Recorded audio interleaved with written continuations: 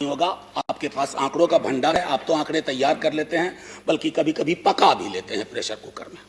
अगर वैसे आपके दोस्त हों जिस चौथे स्तंभ पर कि एक बड़ी धारा पर आप निर्भर हैं, तो आपको दुश्मन की जरूरत नहीं है, वो दोस्त ही आपका काम तमाम कर देंगे।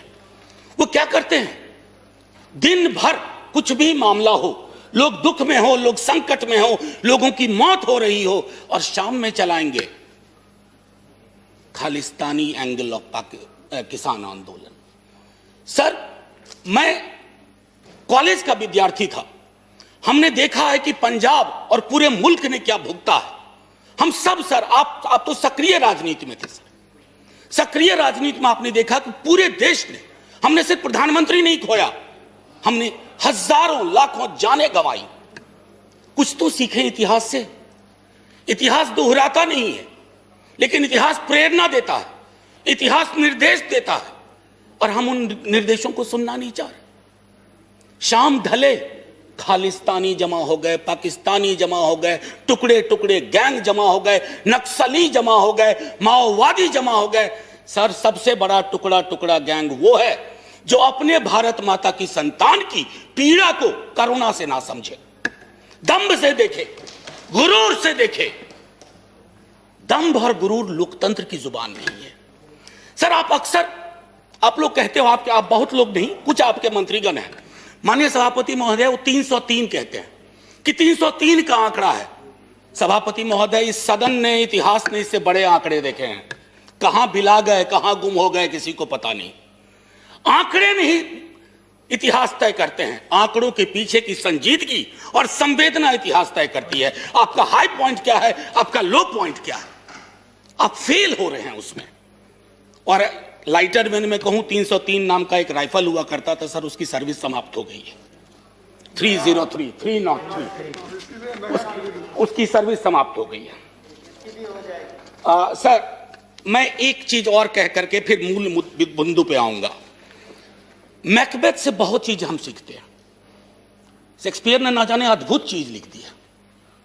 टेम्परेंस बहुत जरूरी है सत्ता प्रतिष्ठान में। कद तब बढ़ता है जब पद की गरिमा को आप समझते हैं। Boundless intemperance in nature is tyranny. It has been the untimely emptying of happy throne and fall of many kings. इनटेम्परेंस अगर आपके स्वभाव में आ जाए तो सर, इसने कितने सिंहासन खाली करवा दिए, कितने राजाओं की घर वापसी करवा दी। थोड़ा सनद रहे, थोड़ा ध्यान रहे। Please. That is not acceptable. माननीय सभापति महोदय, एक हल्के स्वर में एक बात कहना चाहता हूं। सेंट्रल हॉल का जिक्र जयराम रमेश जी कर रहे थे। वहां जब बैठता हूं ना, तो दल से ऊपर लोग सोचते हैं। कई हमारे भाजपा के मित्रों ने पूछा कि क्या इस आंदोलन का स्वरूप क्या है, कैसे खत्म होगा। दिक्कत है कि सेंट्रल हॉल में तो आप पूछ लेते हैं, सदन में आप जुबान नहीं खोलना चाहते। मैंने पिछली बार जब यह बिल आया था, कहा था कि दलों के दायरे और उस विप से ऊपर निकल करके देखिए, किसान देख रहा, क्योंकि उसने विप जारी कर दिया है, और उसके विप को अगर आप नहीं सुन रहे हैं तो पता नहीं। लोकतंत्र में तो हम सुनते थे कि सुनना और सुनाना दोनों लोकतंत्र की अद्भुत कला होनी चाहिए।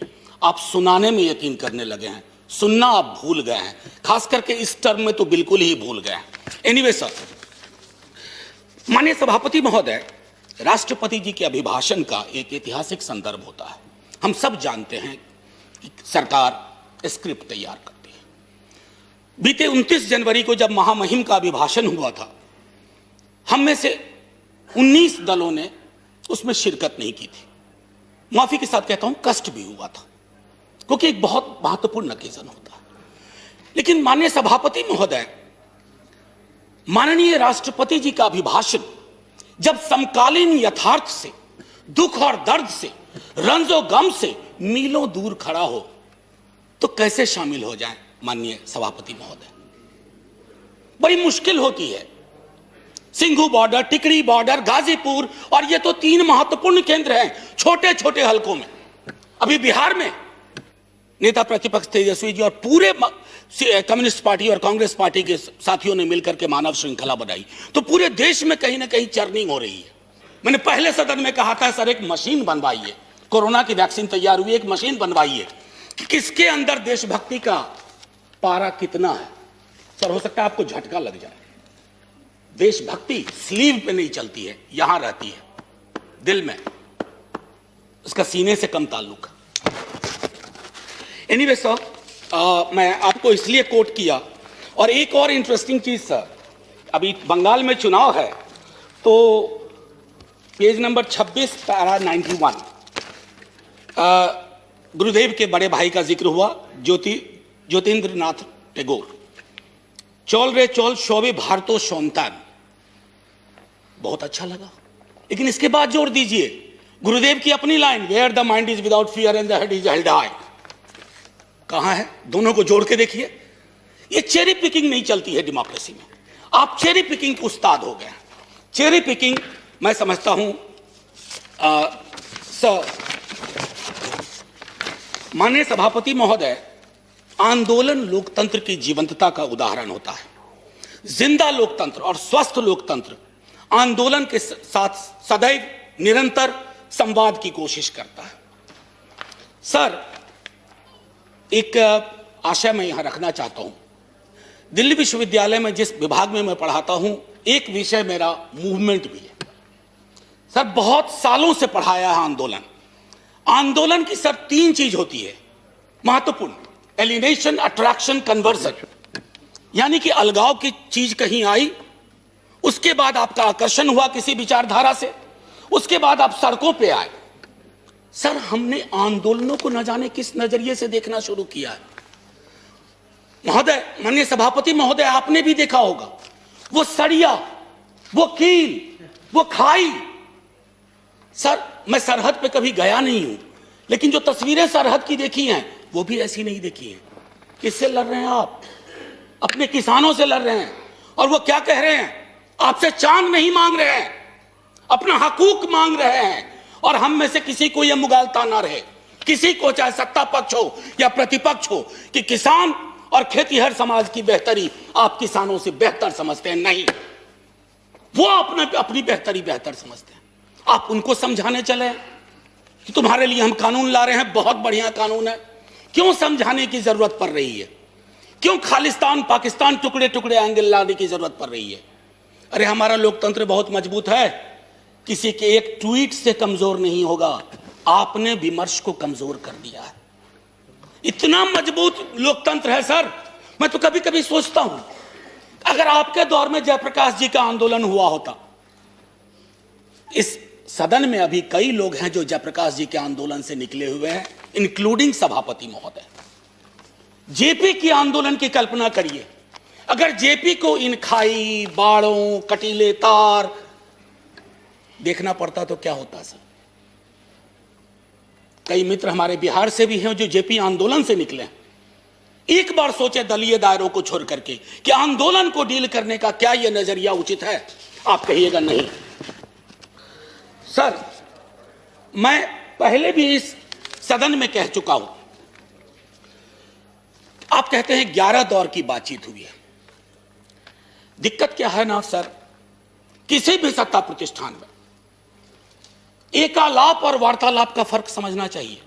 There is a difference between monologue and dialogue. आपके साथ दिक्कत है कि आप मोनोलॉग को डायलॉग का कपड़ा पहनाते हैं। ऊपर से मैंने माननीय मंत्री महोदय को सुना जो वार्ता में थे, उन्होंने कहा कि हमने ये दिया, हमने वो दिया, हमने ये दिया। सर लोकतंत्र में खैरात की जुबान नहीं होती है। आप देने वाले कौन होते हैं, हम देने वाले कौन होते हैं? अरे दे तो वो रहे हैं, 303 का आंकड़ा उन्होंने ही दिया आपको, और आगे के 3 और 0 कब उड़ा जाए ये भी वही तय कर देंगे। इसलिए ये जुबान बंद करिए, एकालाप और वार्तालाप के बीच की दूरी को खत्म करिए। सर मैं पहले भी इस सदन में कह चुका हूं कि देश कागज पर बना नक्शा नहीं है। देश सिर्फ सेना, पुलिस के जवान, जनगण मन, वंदे मातरम नहीं है। देश रिश्तों से बनता है सर, और आपने रिश्तों को रिसा दिया है, रिसा दिया है। जब तक आप इस बात को नहीं समझेंगे कि मुल्क रिश्तों से बनता है, आपने कितने रिश्ते खत्म कर दिए। अरे सरकारें पुल बनाने के लिए लाई जाती हैं, चाहे नदियों पर पुल हो या रिश्तों का पुल हो। आपने तो पुल के बदले दीवारें खड़ी कर दी, वो भी कटीली। सीए का आंदोलन हुआ, नागरिकों को नागरिक के खिलाफ खड़ा कर दिया। अब तो कमाल है, मैं तो आपके समाजशास्त्र के ज्ञान से भी चकित हूं कि जिस दिल्ली पुलिस के जवान को आप किसान के खिलाफ खड़ा कर रहे हैं, कभी दिल्ली पुलिस का सोशल प्रोफाइल देख लीजिए। इन इलाकों से जिन इलाकों में यह आंदोलन ज्यादा प्रबल है, वहां का एक बच्चा सरहद पे रहता है, एक बच्चा पुलिस में रहता है और एक बच्चा खेत में रहता है। आप इन बच्चों को वो जायदाद के लिए नहीं लड़ रहे, आपने उन्हें भिरा दिया। कहीं तो सोचिए, विराम दीजिए। इसलिए मैं कहता हूं, अवतार सिंह पाश की एक कविता कहूंगा, यदि देश की सुरक्षा यही होती है कि बिना जमीर जमीर होना जिंदगी के लिए शर्त बन जाए। कितना वक्त है सर? ये आपका 18 मिनट अराटेड टाइम है जी, आपने ऑलरेडी 17 मिनट्स दिया। ओ सर सॉरी, 2 मिनट दे दीजिए बस। 2 मिनट दीजिए। जी सर, आंख की पुतली में हाँ के सिवा कोई शब्द ना हो। आपको सिर्फ हाँ चाहिए आंख की पुतली में, चाहे वो कितनों भी अश्लील हो। पाश कहते हैं, मैं नहीं कह रहा। और मन बदकार पलों के समक्ष हमेशा झुका रहे, तो हमें देश की सुरक्षा से खतरा है, देश को अपनी सुरक्षा से खतरा नहीं है। यह फर्क आपको समझना होगा। माननीय सभापति महोदय, इस 2 मिनट का प्रयोग मैं, आपने किसान को लेकर के जितनी बातें कही उस पर, उन बिलों के बारे में पहले मैं बोल चुका हूं पिछले सत्र में। मैं सिर्फ इतना कहना चाहूंगा कि बिहार में एमएसपी 2006 में खत्म की गई। बिहार के किसान की आय के बारे में आपको मैं आंकड़ा दूं उचित नहीं होगा, आपके पास आंकड़ों का भंडार है, आप तो आंकड़े तैयार कर लेते हैं, बल्कि कभी कभी पका भी लेते हैं प्रेशर कुकर में। मैं सिर्फ इतना कहूंगा कि आप बिहार के मॉडल को, हम तो सोच रहे थे कि बिहार को, आप ही की सरकार को दोष नहीं दे रहा हूं, बीती कई सरकारों ने बिहार को लेबर सप्लाई का स्टेट बना के रख दिया है। हमारा काम है मजदूर भेजना पूरे देश में, और हमने कोरोना के काल में वो सब देखा। हम तो सोच रहे थे कि हमारे बिहार का किसान, हालांकि किसान नहीं रहा, वो खेती हर मजदूर हो गया। हम सोच रहे थे कि उन्हें भी पंजाब हरियाणा की तरह।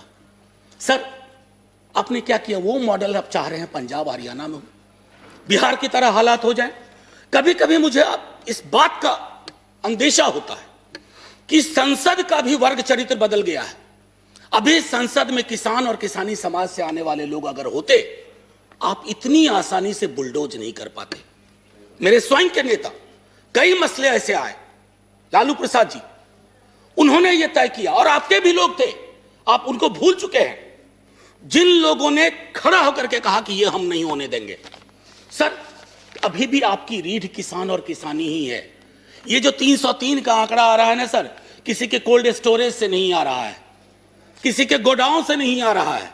303 के आंकड़े को एक बार सर, और मैं इससे पहले कि जय हिंद कहूं, मैं माननीय सभापति महोदय अभी भी हाथ जोड़ के सरकार से आग्रह करूंगा। इतिहास में ऐसे क्षण आते हैं जब आप दुविधा में होते हैं।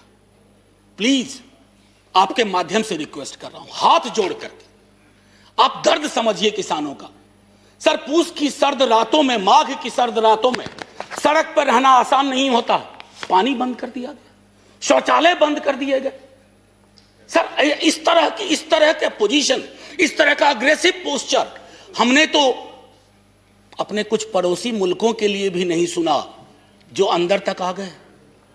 सर लाल आंखें वहां होनी चाहिए, कहां हम आंखें लाल कर रहे हैं। ये किसान आपके हैं, ये किसान मेरे हैं।